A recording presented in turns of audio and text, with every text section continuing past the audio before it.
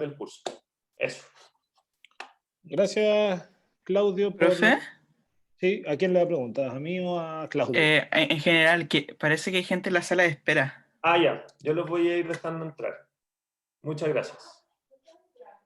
Sí, sale que hay 25 personas en la sala de Ya, espera. que no lo estoy viendo. Yo los voy a admitir. Sí, aquí yo como dice host, si me haces co-host, yo los puedo ir dejar entrando. Hazme co-host y yo los dejo entrar por un ratito mientras empieza la clase. Ok.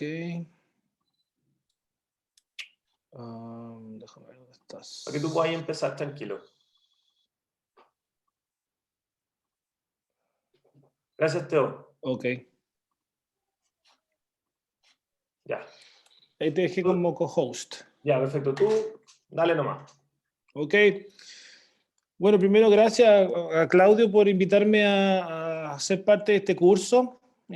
Otros años también he podido participar, pero este ha sido un año extremadamente complejo, entonces en realidad es bueno poder interactuar un poco más con todos nuestros alumnos de nuestra facultad. Bueno, al igual que muchos de ustedes, yo soy exalumno, o sea, ahora exalumno de la facultad. Soy biólogo, hice mi doctorado con el profesor Rodrigo Turriaga aquí en la Facultad de Ciencias Biológicas en el área de control ventilatorio. Y después emigré a Estados Unidos a hacer un postdoc en áreas relacionadas y después, bueno, volví a Chile con Fondesit y establecerme como investigador independiente. Y como mencionaba Claudio, durante los últimos años nos hemos centrado en intentar buscar los mecanismos o las redes neuronales que justamente ayudan y favorecen el control de la respiración y cómo también, al parecer, un grupo muy similar de neuronas interactúa para también controlar la parte cardiovascular, ¿no? Entonces las clases de hoy y del jueves son más bien cortas, no quise hacerlas muy largas porque entiendo que es sumamente complejo seguir una clase online. Yo tengo 2 hijos y me toca verlos con ellos también y en realidad creo que alargarse demasiado es totalmente innecesario. Voy a hacer mi pantalla completa y probablemente voy a apagar mi cámara durante la clase porque a veces mi conexión a internet falla. Voy a estar pendiente del chat en el caso de que alguien quiera hacerme alguna pregunta, pero también, por favor, durante la misma clase me pueden interrumpir sin ningún problema para poder aclarar cualquier tipo de duda, ¿ok? También si me quedo pegado, por favor, me van avisando. Sí, lo otro, perdón, antes de comenzar la clase, Rodrigo la va a hacer disponible al final de la clase, ¿ya? Eso. Después yo las voy a subir, van a aparecer en Canvas, ¿ok?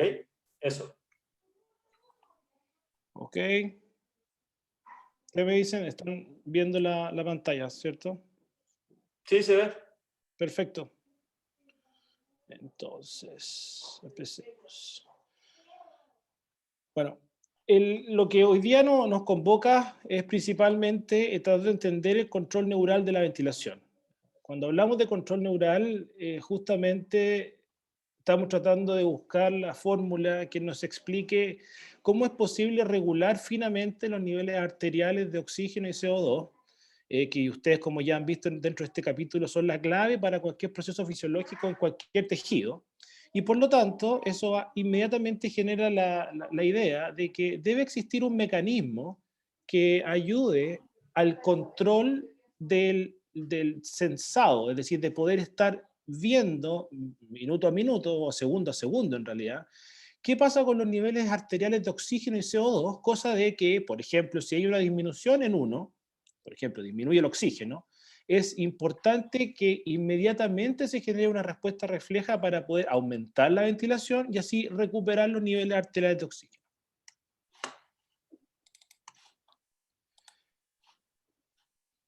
El otro proceso importante, que también me imagino que ustedes ya lo han escuchado, ¿cierto? Tiene que ver con la regulación del pH.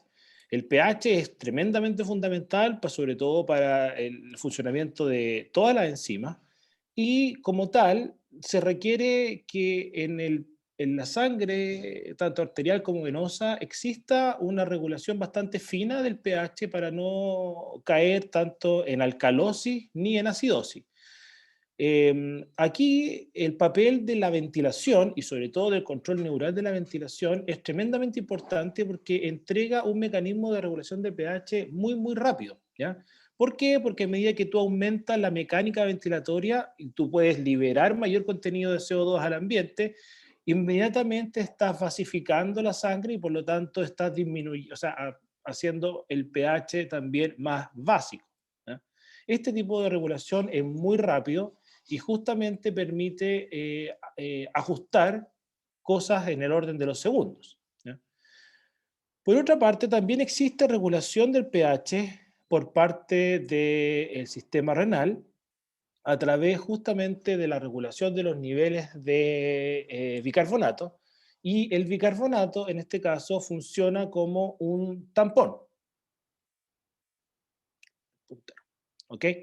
Por lo tanto, tanto el sistema renal como el sistema ventilatorio son capaces de regular la ventilación, o sea, perdón, el pH, pero uno obviamente es mucho más rápido que el otro, ¿no?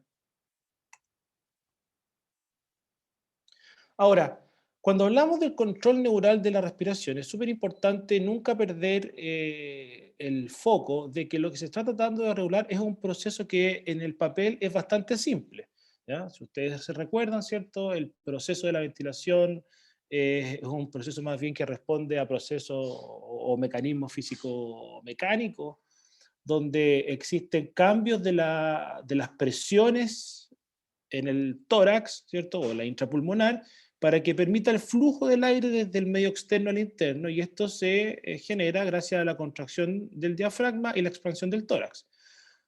Esta contracción del diafragma, al ser un músculo esquelético, requiere de la acción coordinada de un grupo de neuronas, que en este caso son motoneuronas, que inervan el diafragma justamente para favorecer la contracción. Además, existen neuronas que son capaces de regular la resistencia de la vía aérea para ajustar justamente el lumen de toda la vía aérea superior e inferior. Y también existen motoneuronas que inervan músculos accesorios, como son los músculos abdominales y los intercostales, que justamente se reclutan durante ciertos procesos de respiración activa.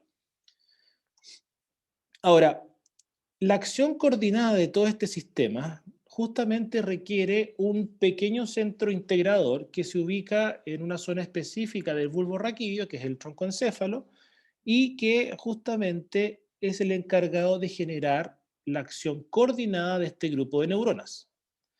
Pero como ustedes pueden pensar, ¿cierto? Ahora todos ustedes están en sus respectivas casas viendo esta clase, pero todos están manteniendo un cierto ritmo respiratorio, que probablemente ustedes lo ven como algo, ¿cómo se llama? Mecánico simple, ¿ah?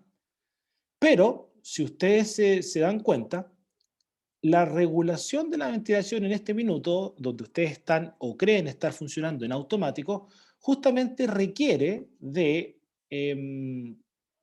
un centro anexo que sea capaz de generar el ritmo, ¿ya? Por lo tanto, existe lo que se conoce como el generador del ritmo.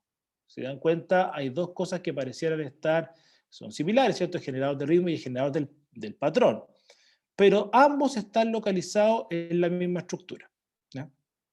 Como este proceso se empieza a complejizar, y como yo creo que han visto también en varios capítulos de este curso, la mayoría de los procesos fisiológicos es ricamente regulado a través de distintos mecanismos de retroalimentación.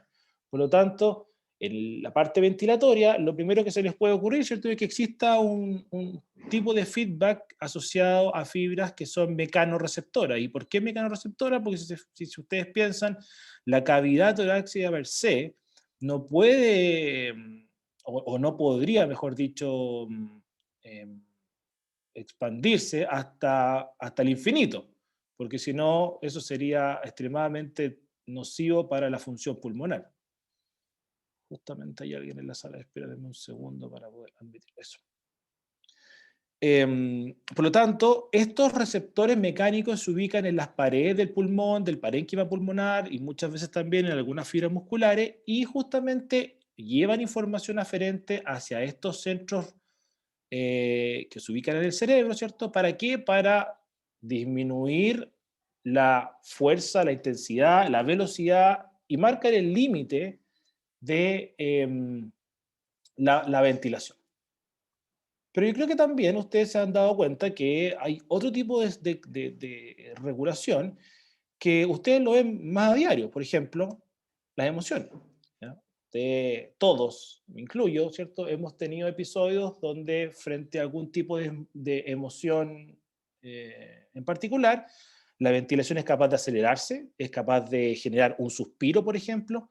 Entonces, esa acción o ese tipo de regulación consciente, se podría decir, del ritmo, también tiene que llegar hacia este centro generador para ser integrada y justamente enviar una señal para regular el ciclo. Otros factores también que están regulando permanentemente la ventilación es la temperatura corporal. Ustedes se dan cuenta cuando empieza a haber un aumento de la temperatura, uno tiende a ventilar más rápido para justamente enfriar el cuerpo. El ejercicio también, si se dan cuenta, cuando uno está haciendo ejercicio, requiere y aumenta la ventilación porque esto responde netamente al aumento del metabolismo de todos los músculos y todas las células durante el ejercicio. Y también lo estoy haciendo yo en este minuto porque resulta que cuando uno habla, tiene que existir una acción coordinada que me permita al mismo tiempo hablar y por otro lado respirar. Todo esto está ocurriendo durante cada uno de los ciclos ventilatorios, ¿ya? Justamente ¿para qué? Para regular cada uno de los ciclos de la ventilación. Siendo este importante ¿para qué? Para poder tener justamente el balance entre lo que produzco asociado al metabolismo celular, llámese CO2 y aumento de pH, junto con ingresar el oxígeno necesario para poder mantener la función. ¿Ya? Entonces, si uno quisiera entender el sistema ahora, para poder cerrar un poco este loop, lo más lógico es pensar que si estas son las variables reguladas por el sistema, debe existir algún tipo de mecanismo que esté permanentemente midiendo estos niveles. ¿Para qué? Para poder, una vez más, retroalimentar al sistema y así controlar perfectamente toda la mecánica ventilatoria. Bueno, eso es justamente lo que existe, ¿ya? A nivel periférico, midiendo lo que podríamos decir la sangre arterial, existen estos quimioreceptores, que como su nombre bien lo indica, nosotros yo creo que lo han visto también en el curso, ¿cierto? Pero en el aspecto de la fisiología nunca hemos sido muy creativos para los nombres, y quimio implica que la naturaleza de la capacidad receptora que tienen estos sensores justamente es química, por eso que son quimioreceptores, y como tales ellos responden a cambios de las presiones o del contenido arterial de oxígeno, pH, CO2 y otros más, ¿ya? Y se ubican justamente en la periferia, en la bifurcación de las arterias carotidas para estar sensando segundo a segundo lo que ocurre con estos niveles de oxígeno y CO2. Ahora, muchas veces, como un segundo punto de control homeostático, el cerebro también puede tener dentro del mismo otro sistema de sensor para poder así hacer más robusto el sensing, para así también evitar a todo costa, ¿cierto?, de que el cerebro per se quede en una situación adversa para su funcionamiento. Y en el cerebro, justo en la cercanía del centro generador del ritmo, existe lo que se denomina como quimioreceptores centrales, y justamente lo que hacen es que están midiendo a nivel del cerebro los contenidos de CO2 y pH para justamente estar ahora balanceando el ciclo completo. Si se dan cuenta, entonces, lo que parecía en un minuto bastante simple, como era la regulación de un ciclo ventilatorio, es mucho más complejo de lo que uno pudiese pensar, ya que existen diversas estructuras, tanto que tienen que coordinar la acción de ciertas neuronas y motoneuronas que van a inervar todo lo que tiene que ver con los músculos que fomentan y permiten la ventilación, así como también integrar un montón de señales para poder generar un ciclo coordinado. ¿Ah? Ahora, cuando hablamos del patrón y cuando hablamos de las fases de cada uno de los ciclos, el ciclo respiratorio en sí es bastante simple de entender, ¿ya? Primero tenemos la dilatación, ¿cierto? O la apertura de la vía aérea superior, ¿cierto? Después se contrae el diafragma, se genera este cambio de el volumen del tórax, y esto permite el ingreso del aire. Después existe el freno, se podría decir, del ciclo inspiratorio, para luego generar un proceso de expiración que es absolutamente pasivo, pero que también puede en algún minuto generar lo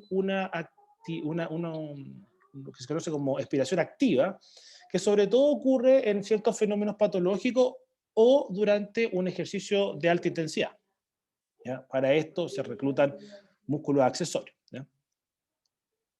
Ahora, cuando uno tiene que tratar de entender el centro generador del ritmo y dónde está, como yo les mencionaba, está ubicado en una estructura bastante especial del cerebro que se llama el bulbo raquídeo, ¿cierto? Que es la primera porción, la zona más caudal del cerebro, ¿cierto? Si es que uno lo veía desde el eje anterior al posterior en los mamíferos. Y está constituido por varios núcleos que se orientan en la parte ventral justamente de este bulbo raquídeo, ¿ya? Si se fijan, acá hay varias estructuras, cada uno de estos que están en gris acá está indicando justamente un núcleo distinto.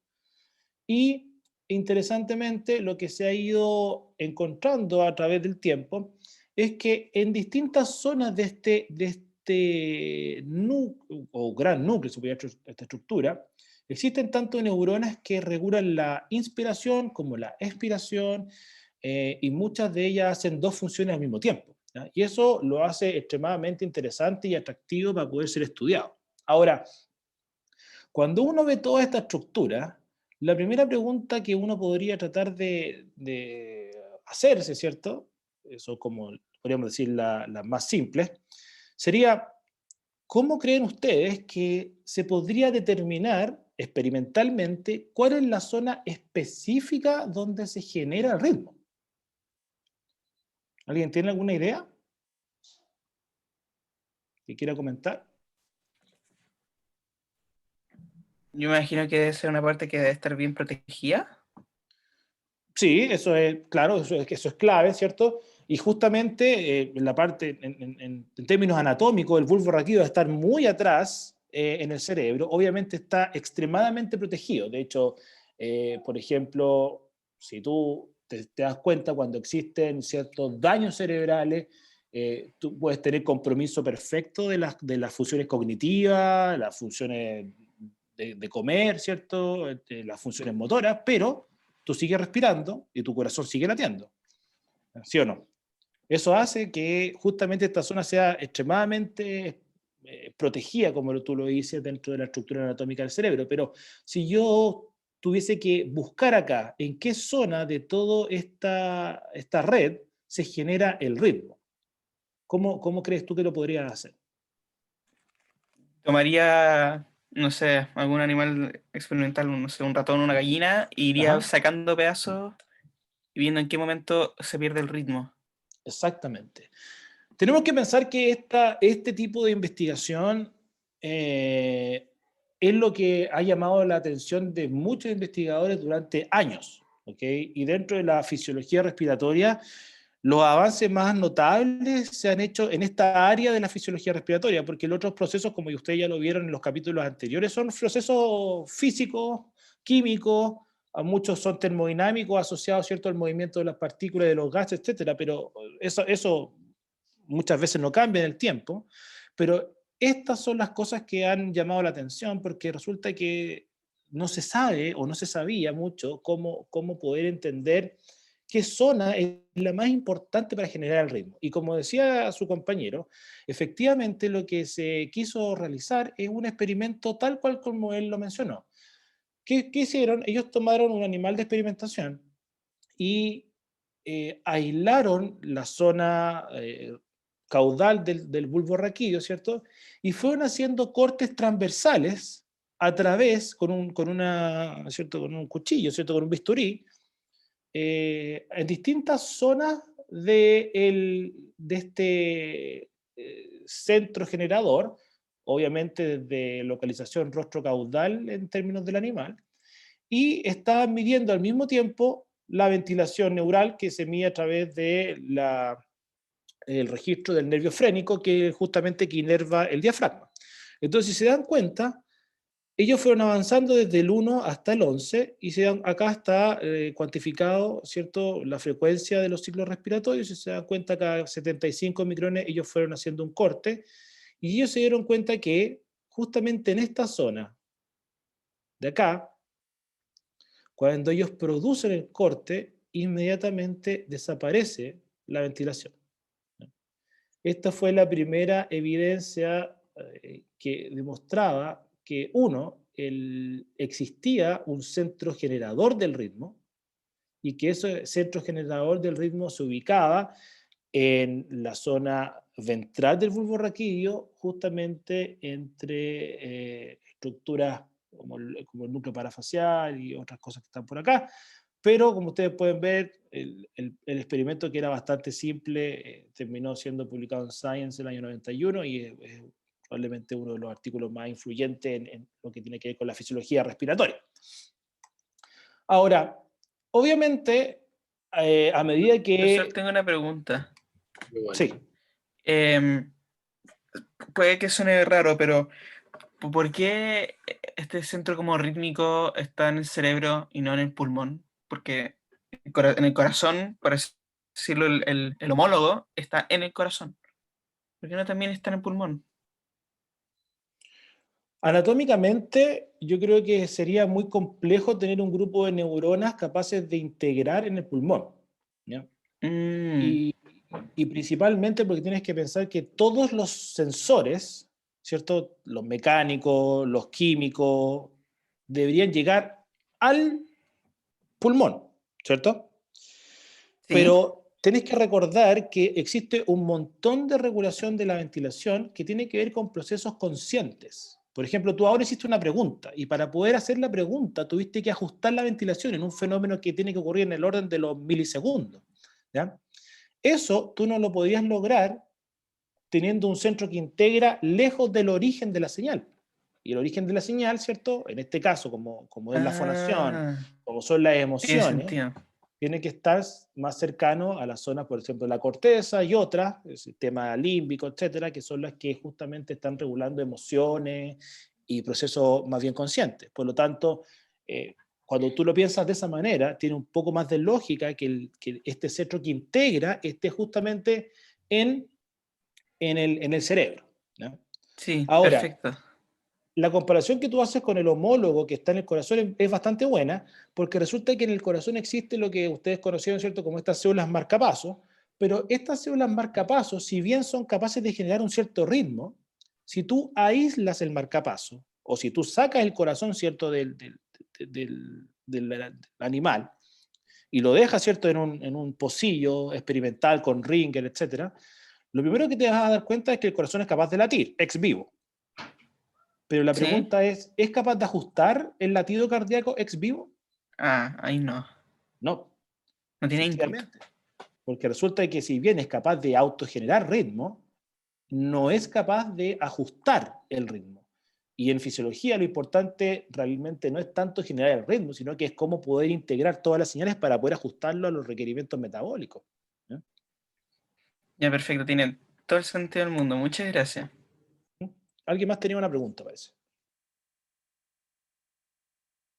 Ah, sí, que lo que Ah, habían identificado al final era el complejo Pre-Botzinger, o es que está ahí, no me acuerdo que lo haya mencionado, entonces, así como para confirmar que eso era sí, el exacto. complejo. ¿No? Ya. Exacto, exacto. Sí, justamente el núcleo o el área que es la encargada de generar el ritmo es lo que se conoce hoy como el complejo Pre-Botzinger. Está acá. Es un grupo de neuronas que está asociado en esa zona del cerebro. Entonces, como yo les comentaba, esta idea o esta evidencia experimental que mostraba que existía un punto específico dentro del cerebro que se encargaba de generar el ritmo, y fue extremadamente importante para el campo, e inmediatamente generó que muchos grupos se dedicaran a tratar de entender con un poco ¿cierto?, más en detalle cómo ahora estos núcleos que estaban ahí, que si bien eran importantes para generar el ritmo, se podían asociar con todo lo que estaba ocurriendo en los términos más simples de la ventilación, como yo ya les expliqué un poco este ciclo, ¿cierto? Y bueno, el año 2009 se llega a algo como esto, donde, si se pueden dar cuenta, la realidad es que la regulación ventilatoria es muchísimo más compleja de lo que cualquier persona pudiese haber imaginado en algún minuto, donde existen neuronas que tanto tienen que ver con la regulación de la fase inspiratoria, otras regulan la fase expiratoria, independiente que sea un proceso más bien pasivo. Existen algunas neuronas que están tónicamente activas, otras que están no tónicamente activas. Hay algunas que responden, como yo les comentaba, ¿cierto? Esta es la zona de los quimiorreceptores centrales, que algunas son rítmicas, otras son tónicas, y todas existe un montón de sinapsis recíprocas que justamente están regulando dos variables: la actividad del nervio frénico y la actividad de los nervios abdominales para poder reclutar musculatura en el caso de la aspiración activa, ¿ya? Ahora, ¿cómo se ve esto en lo que ustedes ya tienen que haber revisado, ¿cierto? Este es el típico gráfico de la espirometría, ¿cierto? Donde tenemos el volumen corriente, que es lo que todos estamos respirando, ¿cierto? Actualmente. Si nosotros tomamos uno de esos ciclos de volumen corriente, se dan cuenta, bueno, ventilación bastante regular, podría esperar que el sistema esté regulando o esté funcionando casi en automático, ¿cierto? La realidad es que si nos vamos a ver solamente la regulación de un ciclo, lo que pasa durante cada ciclo de volumen corriente es bastante complejo, y acá se los quiero mostrar, ¿cierto? Si se fijan, en la primera fase del ciclo, en lo que está mostrado acá en verde, tenemos neuronas que están, por ejemplo, en el núcleo retrotrapezoide, que es el núcleo que está asociado a la quimiorrecepción y que están disparando de manera tónica, es decir, siempre con el mismo patrón. Tenemos neuronas en el complejo Bötzinger que están activas. En el pre-Bötzinger empieza a ocurrir un aumento de la actividad de neuronas que se conocen como preinspiratorias, y se empiezan a reclutar ciertas neuronas de la región intercostal. Cuando avanzamos en el ciclo, en la fase de la inspiración, si se fijan, estas neuronas siguen estando activas, las neuronas del Bötzinger están totalmente apagadas, las neuronas preinspiratorias comienzan a aumentar su actividad, pero también empiezan a disminuir hacia el final de la parte de la subida de la inspiración.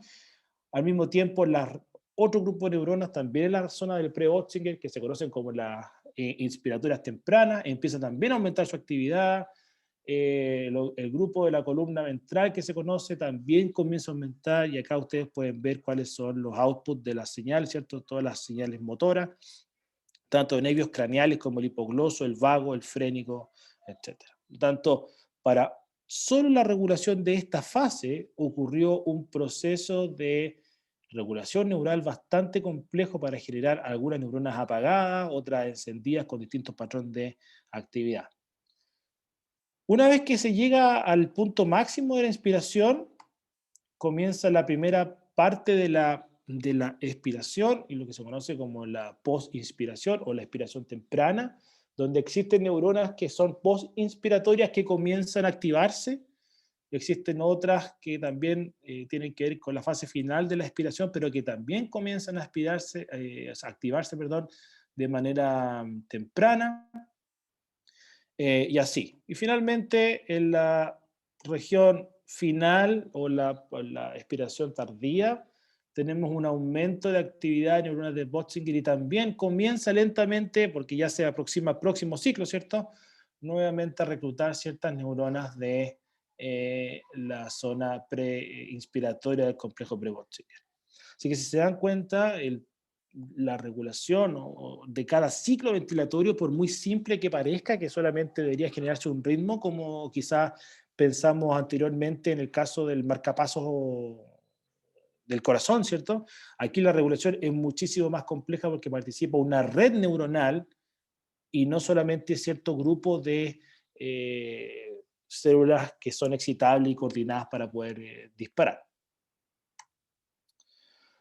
Ahora, sea, ¿tienen preguntas hasta acá, hasta este punto? No puedo ver el chat, así que por eso les pregunto. Pero asumo que no. Creo que no, profe. Ok, súper, gracias. Entonces, todo esto empezó a, obviamente, generar la idea de que todo este proceso que es altamente coordinado en términos de la red neural que está funcionando, tiene que responder a lo que se conoce como la regulación metabólica de la respiración. ¿Y por qué metabólica? Porque justamente la ventilación está diseñada para generar el match perfecto entre la eliminación de CO2 a la misma tasa que se produce por la acción del metabolismo celular, ¿ya? Si el metabolismo aumenta, independiente de dónde sea, en qué región, por ejemplo, si estoy ejercitando un músculo esquelético, el aumento de la producción de CO2 de ese músculo va a requerir que exista una eliminación rápida del CO2 que se está produciendo, porque si no la función metabólica de ese músculo también se va a ver alterada. Ahora, ¿cómo se produce eso entonces? Es lo que genera esta nueva hipótesis de que finalmente el patrón generador del ritmo ventilatorio tiene que ajustar rápidamente su patrón para poder generar este match perfecto entre producción de CO2 y eliminación de CO2 a través de la ventilación alveolar, ¿ya? Entonces, ¿qué es lo que ocurre o un poco qué es lo que se piensa hoy? Es que existe este patrón, o sea, lo que genera el movimiento, ¿cierto? El movimiento es capaz de regular de forma positiva al centro generador de ritmo, es decir, aumenta la actividad locomotora, por ejemplo, estoy caminando más rápido, o estoy subiendo una escalera, o me estoy ejercitando. Ese aumento de la actividad locomotora tiene que generar un aumento en la actividad del centro generador del ritmo ventilatorio. ¿Para qué? Para generar aumento de la respiración, tanto en la tasa, o sea, en la frecuencia respiratoria, como en la amplitud de cada ciclo, es decir, aumento del volumen corriente.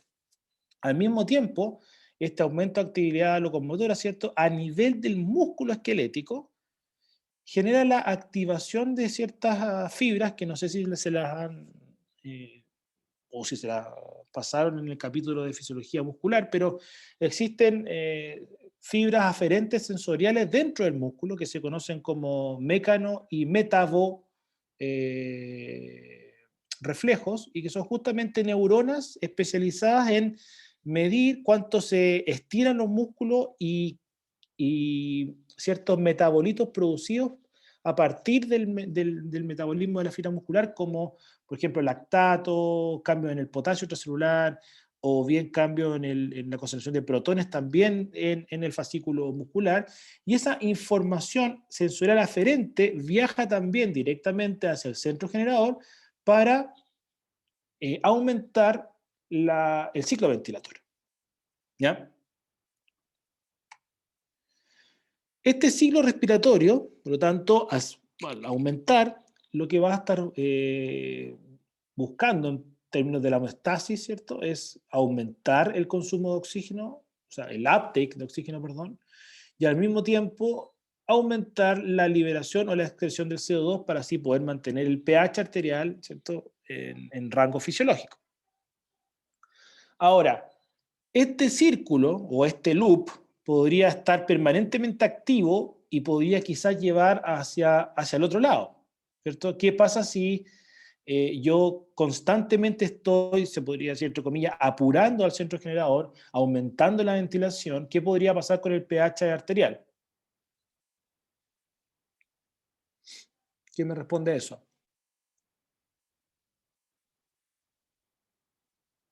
¿Cuál es el producto de la ventilación exagerada en el pH arterial?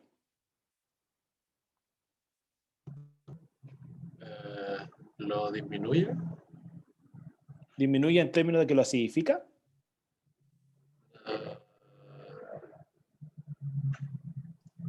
Creo. No, po, Al lo hace principio, más bajo, ¿no? O sea, es que estáis perdiendo mucho CO2. Ya, Lo que entonces, pasa ¿qué es que hay pasa si mucho pierde CO2. mucho CO2? Lo que pasa cuando uno pierde mucho CO2. ¿Qué crees tú que pasa? ¿Qué pasa si tú mezclas CO2 con agua?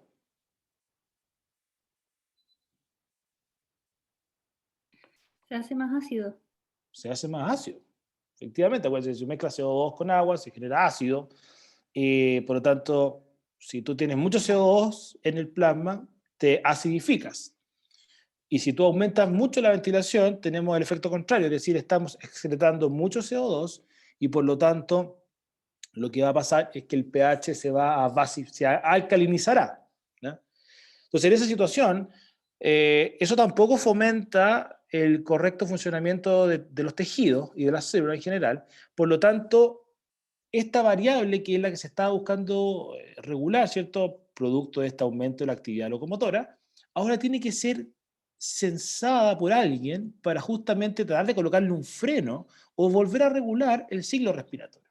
Y aquí es donde aparecen lo que se conocen como los quimiorreceptores, como yo se los mencionaba anteriormente, y que en este caso son sensores que están, como su nombre lo indica, ¿cierto?, quimiorreceptores periféricos, están ubicados en la periferia del sistema, y lo que están midiendo son principalmente la hipoxemia, es decir, disminuciones en los contenidos de oxígeno arteriales, lactato, interesantemente, ¿cierto?, porque son productos también del metabolismo muscular durante el ejercicio, CO2 y pH.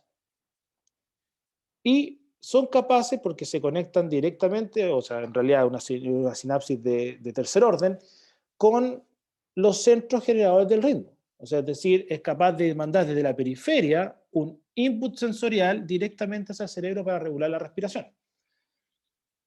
También existen otros receptores, que también se los mencioné, ¿cierto?, hace un ratito, que son los quimiorreceptores centrales, que como su nombre lo indica, se ubican en el sistema nervioso central, y estos quimiorreceptores son extremadamente sensibles al CO2 y casi no presentan sensibilidad a la hipoxia.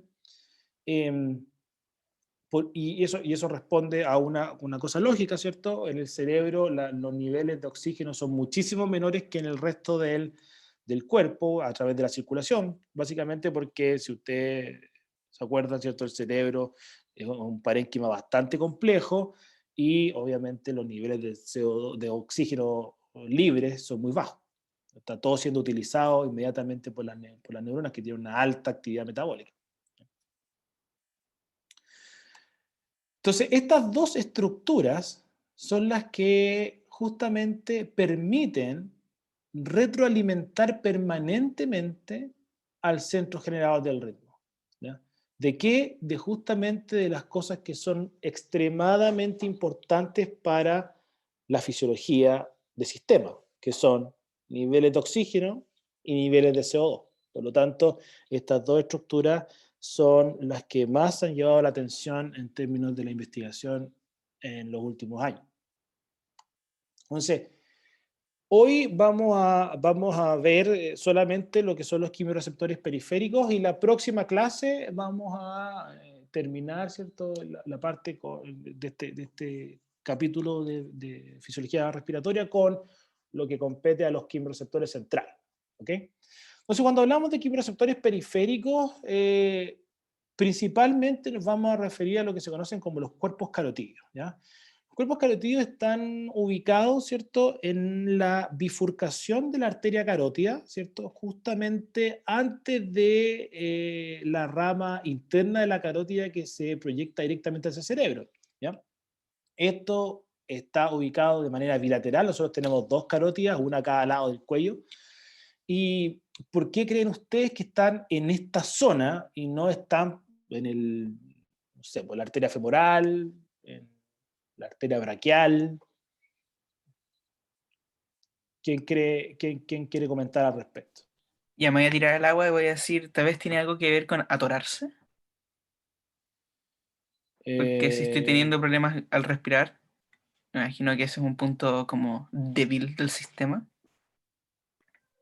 Pero, ok, mira, piensa un poco más lo que me acabas de decir. Si te atoras, ¿cierto?, ¿qué es lo que pasa? No respiro. No respiras. Y si no respiras, ¿qué es lo que ocurre? Aparte de que te puedes morir, ¿cierto? Pero ¿qué es lo que ocurre dentro de la química sanguínea? ¿Qué esperarías tú que ocurra? Que se ponga más básico.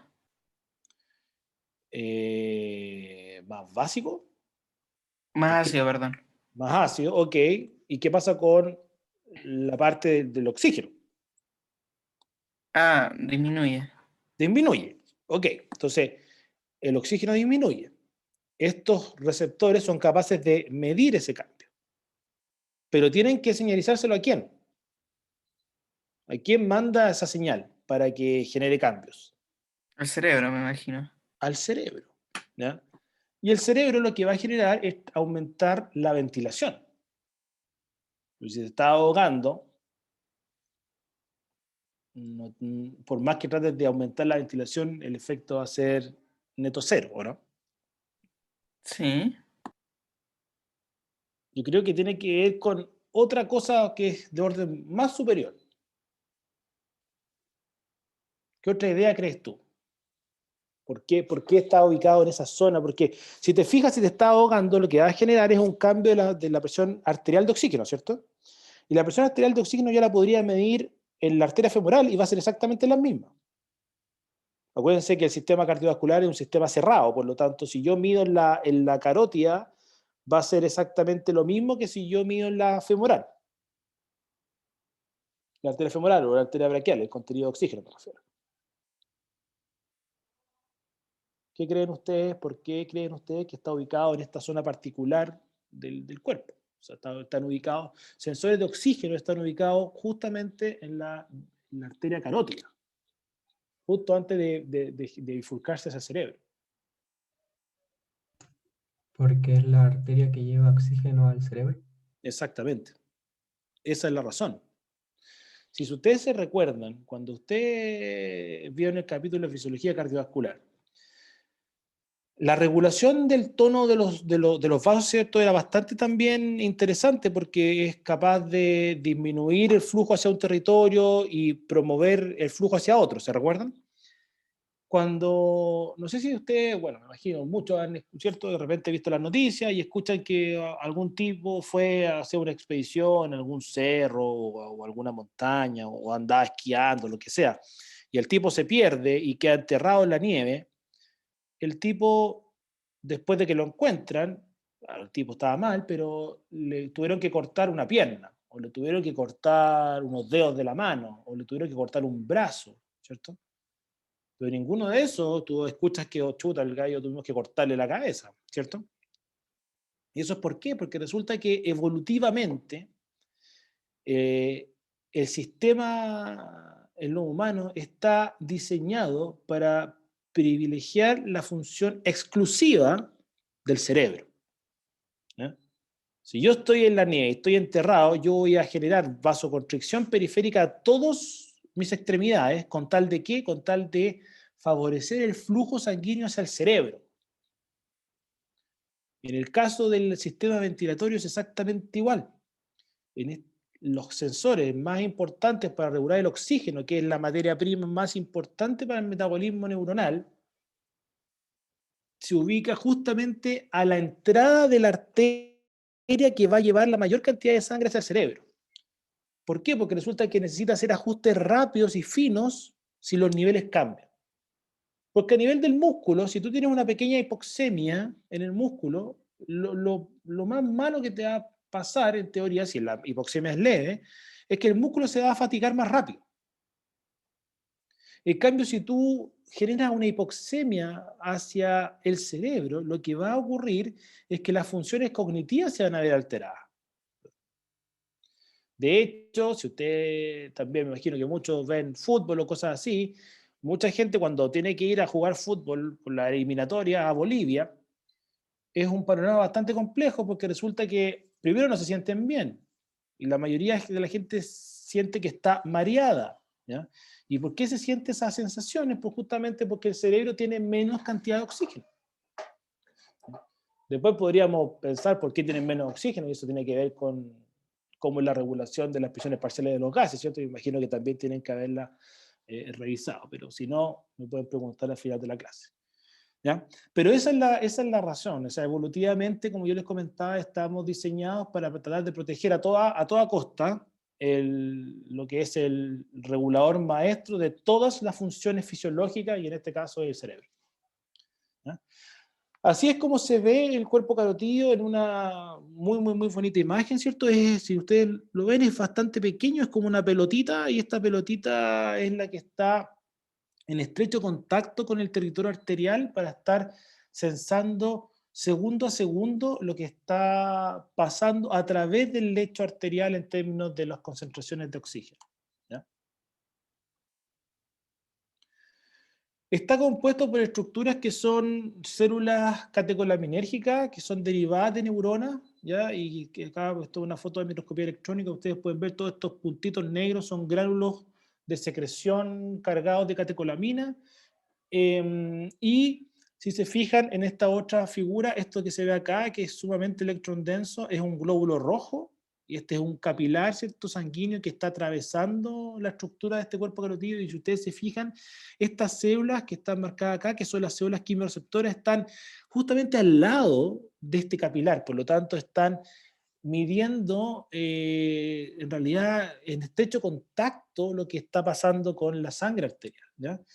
Y hace poco tiempo también se encontró que las células quimiorreceptoras, que es, como yo les dije, son catecolaminérgicas, por lo tanto son tirosina hidroxilasa positiva, que es la enzima que está involucrada en la síntesis de catecolamina, también presentan o expresan ciertos factores que son sensibles al flujo. Y eso es sumamente interesante porque quiere decir que la onda o la onda de depolarización que se puede generar a través del endotelio producto de cambios de flujo, cuando el flujo se vuelve laminar o turbulento, también podría ser medido por estas células y generar algún tipo de respuesta quimiorrefleja al flujo, ¿ya? Es bastante interesante.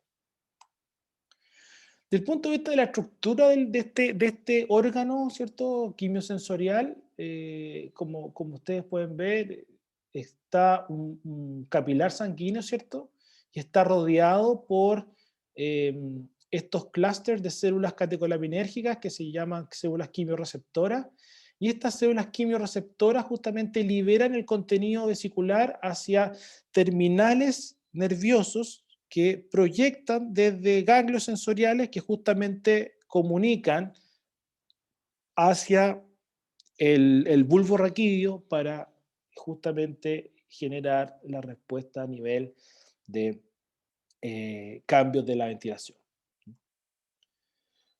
Ahora, si uno está registrando, por ejemplo, son registros representativos que hicimos hace algún tiempo, si no me equivoco, estos eran ¿cómo se llama?, conejo, como animal de experimentación. Estamos registrando la presión arterial, la ventilación corriente, ¿cierto?, el volumen corriente, la frecuencia cardíaca y la presión de término expiratorio de CO2. Si ustedes se fijan, si yo coloco un estímulo hipóxico, es decir, si yo bajo el contenido de oxígeno del 21% a un 5%, lo que se ve, que es bastante interesante, ¿cierto?, es un aumento muy rápido de la ventilación corriente. Si se fijan, empieza a aumentar, el animal hace un suspiro incluso, y después sigue aumentando la ventilación. Pero también se genera un aumento de la presión arterial, justo con un aumento de la frecuencia cardíaca, ¿ya? ¿Qué les parece eso?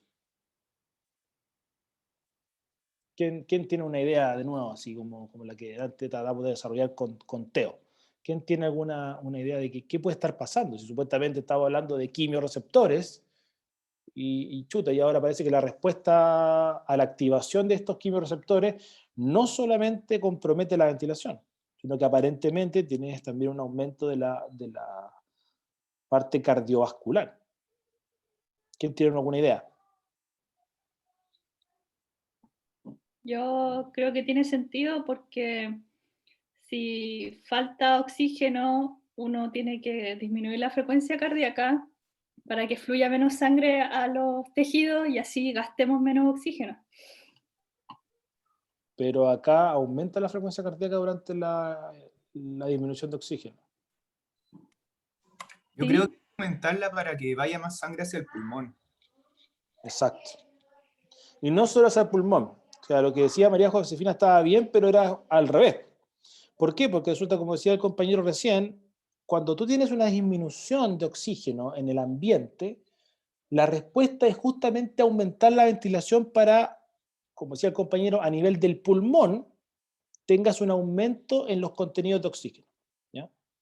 Pero si ustedes se acuerdan, no saco nada con tener mucho oxígeno en el pulmón si no soy capaz de sacarlo rápidamente a través del el barrido sanguíneo. Por lo tanto, lo que hace el sistema es que si tú aumentas la ventilación al mismo tiempo que aumentas el gasto cardíaco, estás favoreciendo mover rápidamente la sangre hacia el pulmón, pero también estás garantizando llevarla rápidamente hacia los tejidos blancos. Porque cuando tú tienes una disminución de oxígeno en el ambiente, todos los tejidos se van a ver afectados. Por lo tanto, el aumentar rápidamente la ventilación, el aumentar rápidamente el gasto cardíaco, tiene como fin tratar de aumentar la perfusión al cerebro, pero también aumentar la perfusión hacia todos los tejidos, ¿ya? Pero eso también es interesante porque finalmente la activación de estos quimiorreceptores periféricos genera una respuesta dual, porque este aumento que ustedes ven en la presión arterial y en la frecuencia cardíaca también es de origen neural, ¿ya? Y eso ocurre principalmente porque los quimiorreceptores están diseñados para proveer una respuesta refleja para promover la homeostasis. Y en ese sentido son capaces de tanto aumentar la salida ventilatoria, pero también son capaces de aumentar la salida cardíaca. Así que es sumamente importante desde el punto de vista fisiológico de estos quimiorreceptores. Profe, ¿Sí? ¿ese cambio en la concentración de oxígeno era sostenido o era como un No, cambio mira, así? acá está la barra, mira, esta es la barra de Ya. tiempo, estamos hablando, es como un minuto, si no me equivoco, eran 90 segundos lo que ocupábamos en ese tiempo, pero no, ya no me acuerdo tanto. Pero son agudos, ¿ah? Son muy agudos. Y voy a mostrar un poco más adelante lo que pasa con la actividad de estas células quimiorreceptoras y te vas a dar cuenta que son extremadamente rápidas las capacidades que tienen para sensar. Esto es como se ve, por ejemplo, un cuerpo carotídeo de una rata, ¿cierto? Esta es la bifurcación de la arteria carótida. Aquí está la pelotita que la habíamos visto anteriormente, ¿cierto? Miren la escala, son 500 micrones, eso es más o menos lo que puede llegar a medir. Y este pequeño filamento, ¿cierto? Ese es el nervio que lleva la información hacia el cerebro, ¿ya? No debe medir ni siquiera 10 micrones, es bastante pequeño, ¿ya? Pero como lo vimos recién, este quimiorreceptor está ubicado estratégicamente en la bifurcación de la arteria carótida, justamente para medir y estar en esta zona que irriga o va a irrigar, ¿cierto?, al cerebro, ¿ya? Uno puede registrar de este nervio, ¿cierto? Acá ustedes ven, acá hay un electrodo, acá hay otro electrodo, ¿cierto?, que está sosteniendo el nervio carotídeo, ¿ya? Y uno puede registrar lo que pasa con la actividad de las neuronas o de estas células quimiorreceptoras durante cambios de las fracciones inspiradas de oxígeno. Esto es una rata, ¿cierto? Y que lo estamos registrando de esta forma, y el animal está ventilándose con 21% de oxígeno, que es lo que estamos respirando, espero todos en este momento en nuestras casas. Y si uno cambia a un 5% de fracción inspirada de oxígeno, inmediatamente ustedes pueden ver que existe un aumento muy rápido en la actividad de estas células, ¿cierto? O la actividad registrada en este nervio. Cada una de estas líneas que se ven acá es un potencial de acción que está viajando rápidamente por el nervio. Y por el contrario, si yo subo la fracción inspirada de oxígeno, ahora estoy ocupando un 100% de oxígeno, si se fijan, la actividad del nervio parece silenciarse e irse a cero. Por lo tanto, lo que está ocurriendo acá es que este sensor es extremadamente rápido para medir cambios en las fracciones inspiradas de oxígeno, en realidad en los porcentajes de oxígeno arterial, ¿no? Ahora, este quimiorreceptor presenta lo que se conoce como una sensibilidad al oxígeno. ¿Por qué? Porque resulta que tiene un cierto rango operativo o un cierto rango dinámico para operar.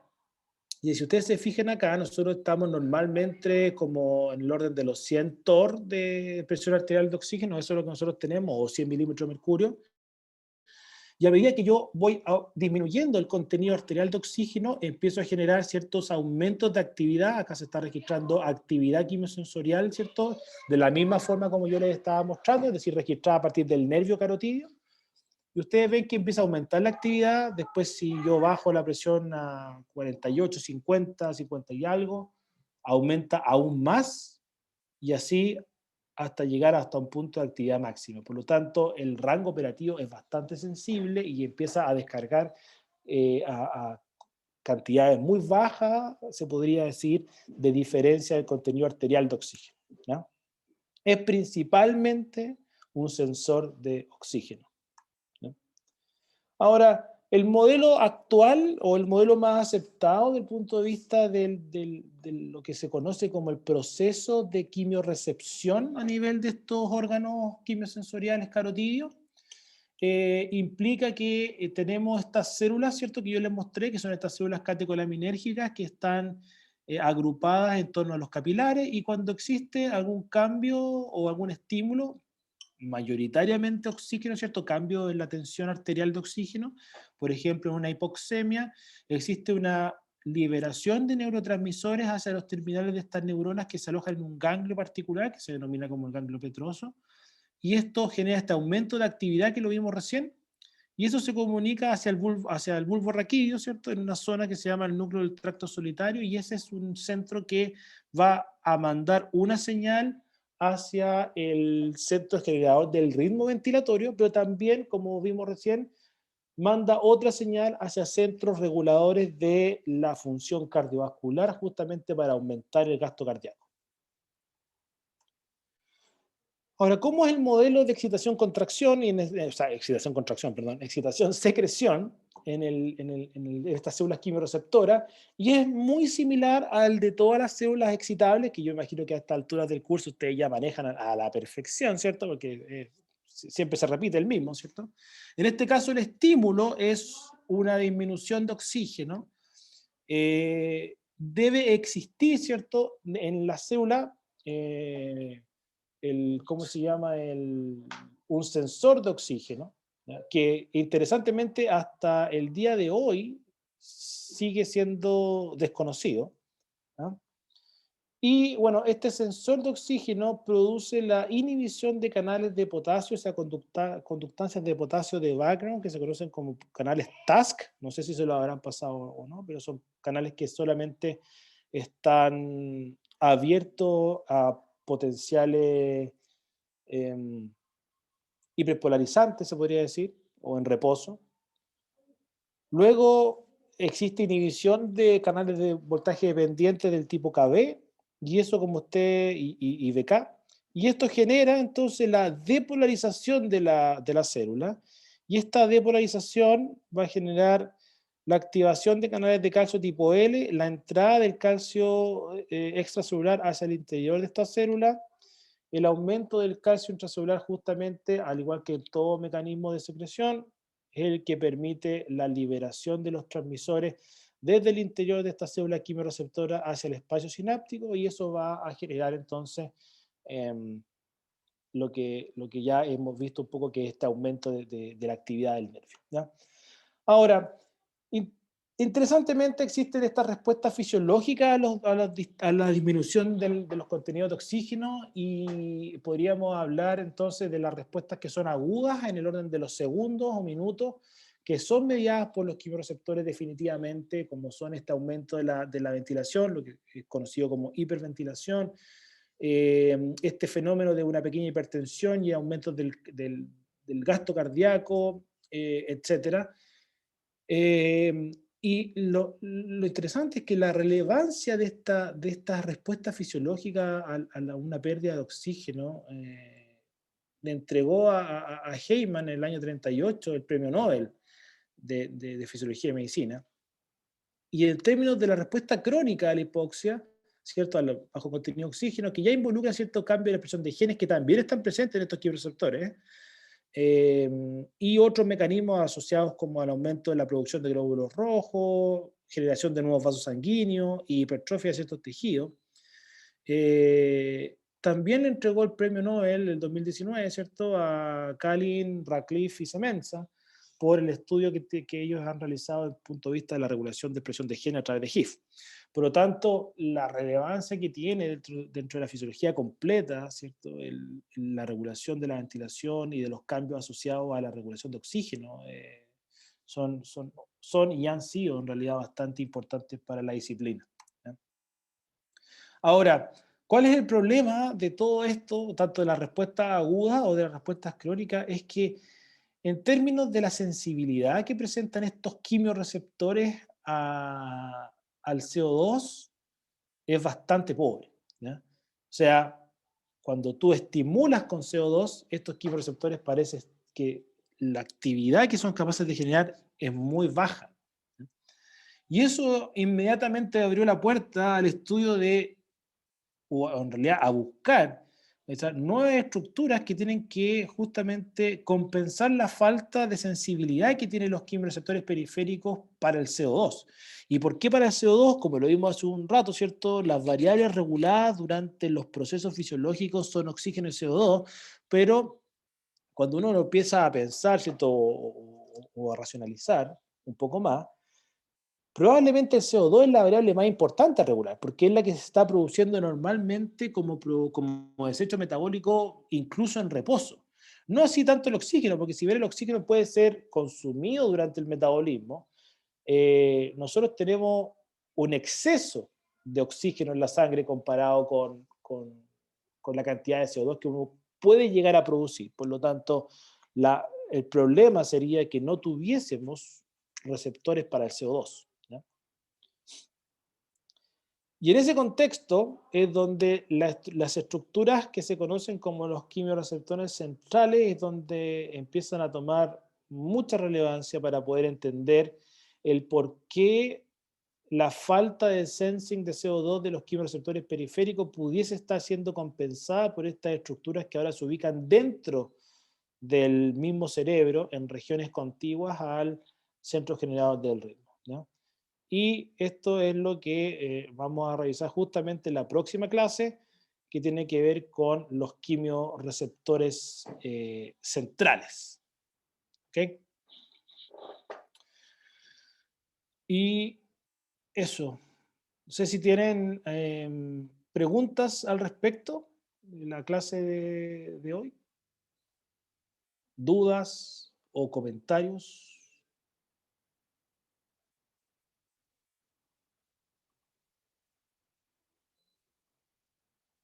¿No?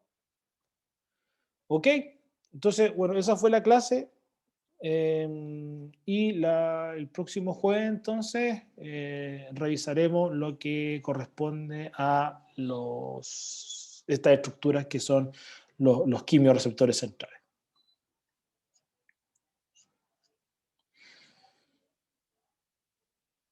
La clase va a quedar, como dijo Claudio, ¿cierto? En el Drive, él la va a subir. Y bueno, si tienen alguna duda o cualquier cosa, me pueden escribir directamente a mi correo. Y si no, la podemos revisar nuevamente el día jueves. ¿Ok? Eso sería la... ¿Sí? ¿Perdón? No. Ok. Nos vemos entonces el próximo jueves. Que estén muy bien. Chao, profe, gracias. Chao, chao. Gracias, profe.